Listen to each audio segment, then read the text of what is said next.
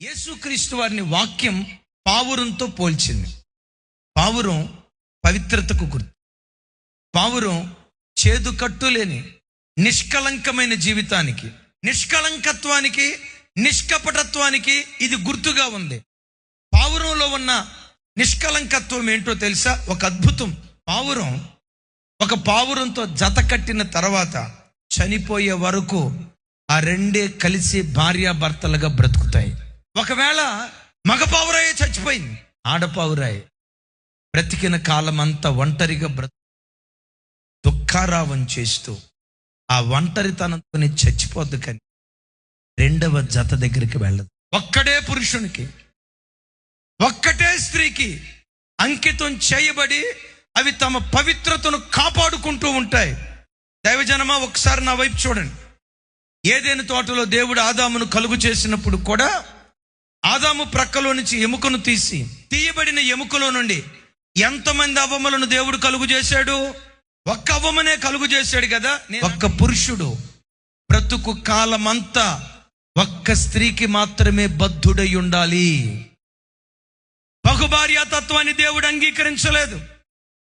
అక్రమ సంబంధాలను పరిశుద్ధ గ్రంథ ప్రారంభంలోనే దేవుడు అంగీకరించలేదు.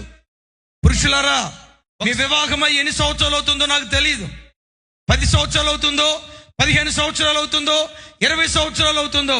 ఓ చిన్న ప్రశ్న, మీ వివాహమైన ఆ రోజు నుండి ఈ రోజు వరకు నీ భార్యను తప్ప పరస్త్రీని నీ కౌగిటిలోనికి రానివ్వకుండా, పరస్త్రీ శరీరాన్ని అపవిత్రమైన మనస్సుతో తాకకుండా ఒక్కటే భార్యకి అంకితం చేయబడిన పవిత్రమైన భర్తగా నీ జీవితాన్ని కాపాడుకుంటూ వచ్చావా?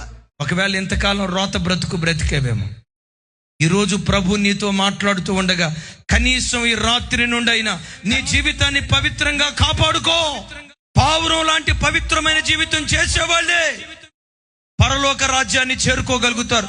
పాపులు దేవుని న్యాయ సభలో నిలవలేరు. ఏదైనా తోటలో బయలుపరచబడిన దేవుని నీతి, ఒక్క పురుషుడు బ్రతుకు కాలమంతా ఒక్క స్త్రీకి బద్ధుడై ఉండాలి. పాపంతో సువార్త కోటానికి నువ్వు రావచ్చు, పాపంతో ఆదివారం మందిరంలో ప్రవేశించవచ్చు, పాపంతో పరలోకంలో ప్రవేశించలేవు సుమి. దేవుని రాజ్యంలో ప్రవేశించలేం.